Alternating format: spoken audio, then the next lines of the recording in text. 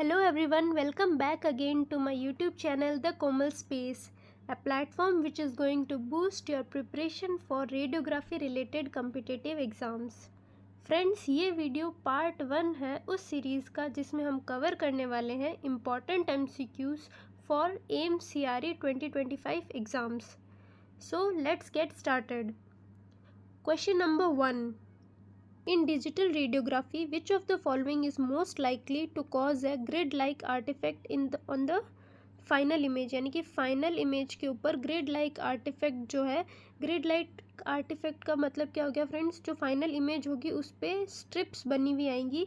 यहाँ पे अपन से ग्रिड लाइक आर्टिफैक्ट की जगह पे क्या बोल सकता था? जेब्रा लाइक आर्टिफैक्ट भी पूछ सकता था क्वेश्चन के अंदर कि जेब्रा लाइक आर्टिफैक्ट या फिर वेवी पैटर्न या फिर स्ट्रिप्ड आर्टिफैक्ट. अगर ये भी पूछता तो ये क्वेश्चन का वही मतलब होता. तो फ्रेंड्स, ग्रिड लाइक आर्टिफैक्ट जो है कौन कॉज करता है डिजिटल रेडियोग्राफी के अंदर? तो इसका आंसर हो जाएगा moire pattern due to stationary grid. Moire pattern due to stationary grid. अब फ्रेंड्स, मोरे पैटर्न क्या होता है, क्या कॉज करता है? ये कि जो ग्रिड लाइंस का जो इंटरफेयर होता है विद द सैम्पलिंग फ्रीक्वेंसी, यानी जो फ्रीक्वेंसी डिजिटल डिटेक्टर्स कैप्चर करने वाले हैं उसमें क्या आ जाती है? जो ग्रिड की लाइंस है यानी ग्रिड की जो लेड स्ट्रिप्स है वो इन्वॉल्व हो जाती है. तो उस वजह से वो स्ट्रिप्स जो है फाइनल इमेज में भी आ जाती है. इसे हम मोरे पैटर्न कहते हैं. तो ये जो ऑप्शन सी है वो हमारा बिल्कुल करेक्ट हो जाएगा क्योंकि इसमें ग्रिड लाइक आर्टिफैक्ट बनता है. जेब्रा टाइप लाइंस या फिर स्ट्रिप्स जो है वो बन जाती हैं. इसको मैं आपको डिटेल में इमेज बेस्ड बताऊँ कि मोरे पैटर्न कैसा होता है, तो वो मैं आपको एक इमेज से बताती हूँ. सो फ्रेंड्स, इस इमेज में आप क्लियरली देख सकते हो ये एक नी जॉइंट एपी व्यू है एक्सरे. तो इसमें आप देख सकते हो कि ये जो स्ट्रेट लेड स्ट्रिप्स जो बनी है जेब्रा लाइक पैटर्न या फिर ग्रिड लाइक पैटर्न, इसे ही हम क्या कहते हैं? मोरे पैटर्न आर्टिफैक्ट कहते हैं. एक और इमेज से मैं आपको बताऊं, ये सेकंड इमेज में भी आप देख सकते हैं लेड स्ट्रिप्स बनी हुई है. ये किसकी वजह से होता है? मोरे पैटर्न आर्टिफैक्ट की वजह से होता है, जिसमें क्या बन जाता है? ग्रिड पैटर्न बन जाते हैं. सो फ्रेंड्स, ये किसकी वजह से होता है? स्टेशनरी ग्रिड की वजह से भी ये होता है. और अगर मूविंग ग्रिड में अपन देखना चाहें तो इम्प्रॉपर जो अलाइनमेंट होता है ग्रिड का, उसकी वजह से जो है ये स्ट्रिप्स बन जाती है. और इसे हम क्या कहते हैं? मोरे पैटर्न आर्टिफैक्ट या फिर जेब्रा लाइक आर्टिफैक्ट या फिर वेवी पैटर्न आर्टिफैक्ट या फिर grid like artifact. So friends, option number C जो है वो बिल्कुल करेक्ट हो जाएगा. Moving to the next question, question number 2. What is the most appropriate position to demonstrate the left colic flexure during a double contrast barium enema study? तो friends, इसमें हमसे पूछा गया है कि अगर हमें लेफ्ट कॉलिक फ्लेक्चर देखना है एक double contrast barium enema study के अंदर, तो हमारा जो बेस्ट पोजीशन होगी, अप्रोप्रिएट पोजीशन जो होगी वो क्या होगी? तो फ्रेंड्स, लेफ्ट कॉलिक फ्लेक्चर को और हम क्या बोलते हैं? Splenic flexure. क्या बोलते हैं? Splenic flexure. तो अब हमसे क्या पूछा गया है? स्प्लीनिक फ्लेक्चर या फिर लेफ्ट कॉलिक फ्लेक्चर देखना है. उसमें हमें कौन सी पोजीशन जो है वो सही रहेगी? फ्रेंड्स, मैं आपको बता दूं, ये जो double contrast barium enema study है, इससे सिमिलर क्वेश्चन जो है वो AIIMS CRE 2024 के पेपर में भी आया था. उस पेपर में ये पूछा गया था कि बेरियम एनिमा स्टडी जो हमें करनी है डबल कॉन्ट्रास्ट, उसमें जो है कॉन्ट्रास्ट मीडिया के साथ अपन मतलब क्या यूज़ करेंगे? तो उसका जो आंसर होता वो क्या होता? Barium plus air. क्योंकि डबल कॉन्ट्रास्ट स्टडी में हम एयर यूज़ करते हैं बेरियम के बाद में, बेरियम के साथ में. तो ये उस वक्त मतलब ये जो है वो करेक्ट ऑप्शन था वहाँ पे. तो फ्रेंड्स, बेसिकली मैं आपको वैसे ही क्वेश्चंस करवा रही हूँ जो कि चांसेस हैं वापस रिपीट होने के, वापस उस टाइप में आने के, और ऑलरेडी जो है प्रीवियस ईयर पेपर में पूछे गए हैं. तो फ्रेंड्स, इस क्वेश्चन में जो मोस्ट अप्रोप्रिएट पोजीशन होगी वो हो जाएगी लेफ्ट एंटीरियर ऑब्लिक पोजीशन. कैसे हो जाएगी? तो फ्रेंड्स, मैं आपको एक इमेज बेस पे बताती हूँ. तो फ्रेंड्स, जैसा कि आप इमेज में देख सकते हैं, ये एक बेरियम एनिमा स्टडी की इमेज है. ये जो पर्टिकुलर पार्ट है वो है लेफ्ट कॉलिक फ्लेक्चर. ये जो है वो प्रेजेंट होता है ट्रांसवर्स कॉलम और डिसेंडिंग कॉलम के बीच में. ये इसे हम स्प्लीनिक फ्लेक्चर भी इसीलिए बोलते हैं क्योंकि यहाँ पे जो है स्प्लीन भी प्रेजेंट होती है लेफ्ट साइड में. तो फ्रेंड्स, बेसिकली जो लेफ्ट कॉलिक फ्लेक्चर है वो बॉडी के लेफ्ट पार्ट में है यहाँ पे. और इससे हमें देखने के लिए क्या करना होगा? Left anterior oblique view. क्योंकि फ्रेंड्स जैसा कि आप देख सकते हैं एक लेफ़्ट एंटीरियर ऑब्लिक पोजीशन में क्या होता है, जो बॉडी का लेफ़्ट पार्ट होता है वो कैसेट से सबसे क्लोजेस्ट में होता है और राइट वाला जो पार्ट होता है वो स्लाइटली अपलिफ्टेड होता है। इन दोनों के बीच में जो एंगल होता है वो 45 डिग्री का होता है क्योंकि एक ऑब्लिक पोजीशन है। तो लेफ़्ट वाला जो पार्ट है वो इमेज रिसेप्टर के एकदम क्लोज है।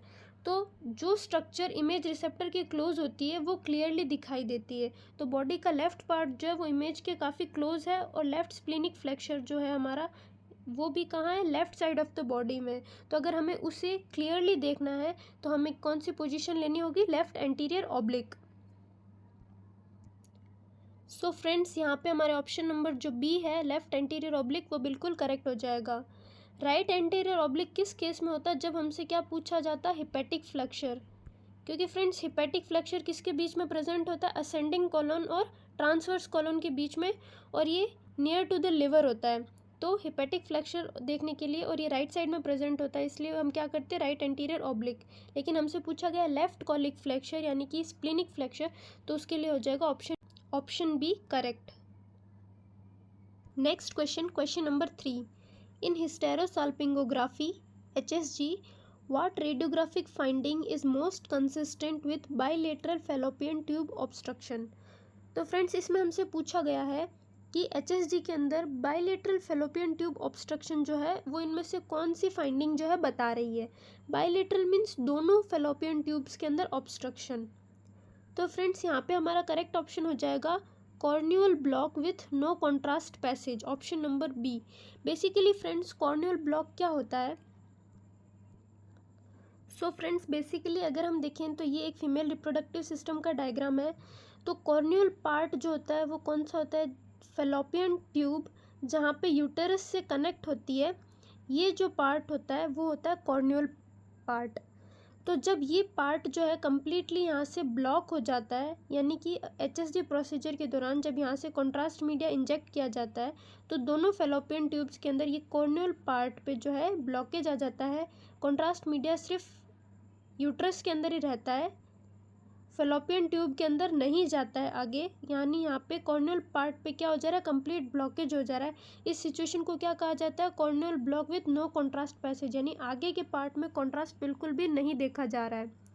तो ये जो सिचुएशन है वो किसको बता रही है, बाइलेटरल जो फेलोपियन ट्यूब है उसका ऑब्स्ट्रक्शन हो रहा है। सो फ्रेंड्स यहाँ पे option number 2 cornual block with no contrast passage बिल्कुल करेक्ट हो जाएगा, विथ नो कॉन्ट्रास्ट पैसेज बिल्कुल करेक्ट हो जाएगा। इसी फ्रेंड्स मैं आपको एक इमेज बेस पे बताऊं एक्सरे के अंदर।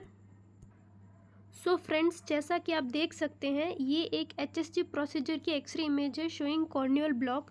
तो आप इसमें क्लियरली देख सकते हैं कि ये जो है वो यूट्रस वाला पार्ट है और यहाँ से जो फेलोपियन ट्यूब्स आगे जाके ओवेरीज से कनेक्ट होती हैं, यहाँ पे क्या हो चुका है, कॉन्ट्रास्ट मीडिया का कंप्लीट ब्लॉकेज हो चुका है, बाइलेटरल जो है ब्लॉकेज हो चुका है।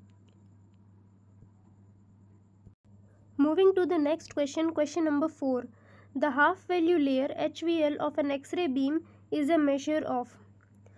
तो फ्रेंड्स हाफ वैल्यू लेयर क्या होती है, एक मेटल की लेयर जो कि क्या करे, इनिशियल जो एक्सरे इंटेंसिटी है उसे उसके हाफ में रिड्यूस कर दे। इनिशियल एक्सरे इंटेंसिटी को I/2 में रिड्यूस कर दे, ये होती है हाफ वैल्यू लेयर। तो ये बेसिकली हमें क्या बताती है, एक्सरे की पेनिट्रेशन एबिलिटी को बताती है कि कितनी एक्सरे जो है पेनिट्रेट हुई, यानी कि हमने हाफ ऑफ द एक्सरेज को जो है वो रोक लिया और हाफ ही पेनिट्रेट कर पाई। तो ये क्या शो करता है हमें, बीम पेनिट्रेशन एबिलिटी को शो करता है। तो यहाँ पे कोई ऑप्शन नंबर जो 2 है वो बिल्कुल करेक्ट हो जाएगा। Half value layer of X-ray beam जो होती है वो किसका मेजर होती है, बीम पेनिट्रेशन एबिलिटी का। यानी कि जितनी स्ट्रॉन्ग एक्सरे बीम होगी उसके लिए हमें हाफ वैल्यू लेयर उतनी ज़्यादा चाहिए होगी उसे हाफ में ब्रेक डाउन करने के लिए, और जितनी वीक एक्सरे बीम होगी उतना क्या होगा, हाफ वैल्यू लेयर हमें कम चाहिए होगी, पतली चाहिए होगी। सो ये बेसिकली हमें क्या बताता है, बीम पेनिट्रेशन एबिलिटी के बारे में बताता है। Moving to the next question, question number 5. Which of the following is most likely result of using a grid with an incorrect focal range? यानी जब हम incorrect focal range की grid यूज़ करते हैं तो इनमें से कौन सा रिजल्ट जो है वो मोस्ट लाइकली देखने को मिलेगा। तो फ्रेंड्स जब भी हम improper alignment of grid use करते हैं, इनकरेक्ट फोकल रेंज यूज़ करते हैं ग्रिड की, तो हमें देखने को मिलता है grid cut off. Option B जो है वो करेक्ट ऑप्शन होगा यहाँ पे, ग्रिड कट ऑफ। तो friends basically grid cut off क्या होता है, ग्रिड का काम होता है सेकेंडरी जो एक्सरे फोटोन्स है उन्हें अब्जॉर्ब करना, लेकिन जब ग्रिड इनकरेक्ट फोकल रेंज की वजह से प्राइमरी जो एक्सरे फोटोन्स हैं, प्राइमरी जो एक्सरेज है उन्हें अब्जॉर्ब करने लग जाए, जो कि इमेज बनाने वाली जो एक्सरेज हैं हमारी प्राइमरी एक्सरेज, उन्हें जब वो अब्जॉर्ब करने लग जाए, इसे हम कहते हैं ग्रिड कट ऑफ। इसकी वजह से क्या होता है, जो फोटोन्स हैं जो इमेज रिसेप्टर रिसीव कर रहा है उनका नंबर कम हो जाता है, क्योंकि बेसिकली ग्रिड क्या कर लेता है, प्राइमरी वालों को भी अब्जॉर्ब कर लेता है। तो इसे हम क्या कहते हैं, ग्रिड कट ऑफ कहते हैं। और ये कब होता है, जब हम एक इनकरेक्ट फोकल रेंज की ग्रिड जो है वो यूज़ करते हैं। तो ऑप्शन जो बी है वो बिल्कुल करेक्ट हो जाएगा, option number 2। So moving to the next question, question number 6। In a hospital setting, what color is typically used for tins or bins containing infectious biomedical waste? यानी अगर हमें infectious biomedical waste थ्रो करना है तो हम कौन से colour की डस्टबिन में उसे थ्रो करेंगे? तो फ्रेंड्स यहाँ पे करेक्ट आंसर हो जाएगा option A, yellow. Friends yellow colour की जो बिन्स होती है उसमें हम क्या थ्रो करते हैं, जो इन्फेक्शियस वेस्ट है और ह्यूमन एनाटॉमिकल जो भी वेस्ट होता है और अदर इन्फेक्शियस बायोमेडिकल वेस्ट जो भी होता है वो किस में पुट किया जाता है, येलो कलर की बिन में पुट किया जाता है। तो ऑप्शन नंबर ए जो है वो यहाँ पे करेक्ट हो जाएगा। Next question, question number 7। Which of the following best describes an advantage of zero radiography over conventional film screen radiography? यानी हमें यहाँ पे ज़ीरो रेडियोग्राफी का एडवांटेज बताना है। तो फ्रेंड्स ज़ीरो रेडियोग्राफी जो होती है वो किस काम आती है, सॉफ्ट टिश्यू की इमेजिंग के लिए। तो यहाँ पे जो हमारा ऑप्शन सी है, better visualisation of soft tissue structures, ये बिल्कुल करेक्ट हो जाएगा। ये क्या करती है, सॉफ्ट टिश्यू स्ट्रक्चर्स जो होती है उसका एकदम एक्सीलेंट एज एनहेंसमेंट करती है। यानी ये जो सेकंड ऑप्शन है ना, पुअर एज एनहेंसमेंट, ये बिल्कुल गलत हो जाएगा, क्योंकि ये क्या करती है, एकदम गुड एज एनहेंसमेंट करती है। और बेसिकली ज़ीरो रेडियोग्राफी जो यूज़ होती है soft tissue structures like breast imaging जो होती है उसके लिए ये एकदम अप्रोप्रिएट है, क्योंकि ये क्या करती है, सॉफ्ट टिश्यू स्ट्रक्चर्स का एकदम बेटर विजुअलाइजेशन करती है। कैसे, एज एनहेंसमेंट जो होता है वो इसमें बहुत अच्छा होता है। सो ऑप्शन सी यहाँ पे करेक्ट हो जाएगा। Next question, question number 8। What is the primary reason for using a safe light in a dark room? Dark room में हमें सेफ लाइट यूज़ करने का प्राइमरी जो रीज़न है, पर्पज़ है, वो पूछा गया है। तो फ्रेंड्स ये एक बहुत ज़्यादा ईजी क्वेश्चन है। तो सेफ लाइट यूज़ करने का क्या पर्पज़ होता है, allow visibility without fogging the film. यानी जो डार्क रूम में जो वर्कर काम कर रहा है उसे विजिबिलिटी प्रोवाइड करता है विदाउट फॉगिंग द फिल्म, क्योंकि अगर हम कोई भी वाइट लाइट यूज़ करते हैं तो वो क्या कर देगी, फिल्म को फॉग कर देगी, क्योंकि हमारी जो एक्सरे फिल्म्स होती है वो क्या होती है, लाइट से सेंसिटिव होती है। इसीलिए हम क्या यूज़ करते हैं, सेफ लाइट यूज़ करते हैं। तो ऑप्शन बी जो है वो बिल्कुल यहाँ पे करेक्ट हो जाएगा। Next question, question number 9। Which factor has the greatest influence on spatial resolution in radiography? यहाँ हमसे पूछा गया है कि स्पाटियल रिजोल्यूशन के ऊपर कौन इन्फ्लुएंस डाल रहा है। तो फ्रेंड्स जैसा कि हम ऑप्शंस को देखते हैं तो सारे ही फैक्टर्स कहीं ना कहीं स्पाटियल रिजोल्यूशन को जो है वो अफेक्ट करते हैं, लेकिन हमसे क्या पूछा गया है, ग्रेटेस्ट इन्फ्लुएंस, यानी इन सब में से जो है जो ज़्यादा अप्रोप्रिएट है हमें वो बताना है। तो फ्रेंड्स यहाँ पे सही आंसर क्या हो जाएगा, फोकल स्पॉट साइज़। क्योंकि फ्रेंड्स जितना छोटा फोकल स्पॉट होगा, फोकल स्पॉट साइज़ जितना कम होगा, स्पाटियल रिजोल्यूशन उतना ज़्यादा बढ़ेगा, क्लियरेंस उतनी ज़्यादा बढ़ेगी। तो ऑप्शन सी जो है वो हमारा बिल्कुल करेक्ट हो जाएगा यहाँ पे। Next and last question of this video, question number 10। Friends I hope आप सबको जो है क्लियरली समझ में आ रहा है। फिर भी अगर आपको कोई डाउट है तो आप कमेंट सेक्शन में कमेंट कर देना।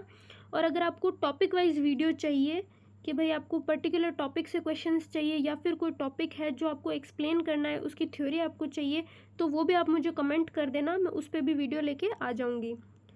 सो question number 10। In computer tomography यानी कि सीटी स्कैन के अंदर the Hounsfield unit of water is, यानी वाटर की जो है हुंसफील्ड यूनिट क्या होती है? तो फ्रेंड्स वाटर की हुंसफील्ड यूनिट होती है ज़ीरो, क्योंकि वाटर को एज ए हम रेफरेंस वैल्यू भी यूज़ करते हैं फॉर्मूला के अंदर, तो ज़ीरो होती है इसकी हुंसफील्ड यूनिट। तो ऑप्शन नंबर ए जो है वो हमारा करेक्ट हो जाएगा। यहाँ पे फ्रेंड्स ऑप्शन नंबर डी जो है -1000 ये होती है हुंसफील्ड यूनिट एयर की, और +1000 होती है बोन की, क्योंकि ये काफ़ी डेंस स्ट्रक्चर है बोन, इसलिए उसकी होती है +1000। सो फ्रेंड्स आज की वीडियो यहीं पे कंप्लीट होती है। अगर आपको वीडियो पसंद आई हो तो लाइक करना, मेरे चैनल को सब्सक्राइब करना, ताकि फर्दर प्रिपरेशन में जो भी मैं वीडियोस बनाऊं उसका नोटिफिकेशन सबसे पहले आपके पास आ जाए। So friends thanks for watching, have a good day.